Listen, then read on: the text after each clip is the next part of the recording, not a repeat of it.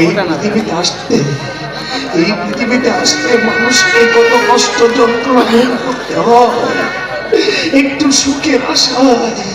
কিন্তু কিন্তু আমাদের আমাদের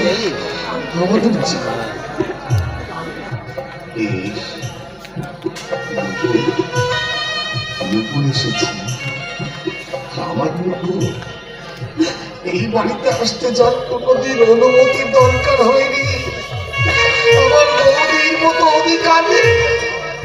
বাবা, এইসব আমি কি ভাবছি, এসব আমি কি ভাবছি?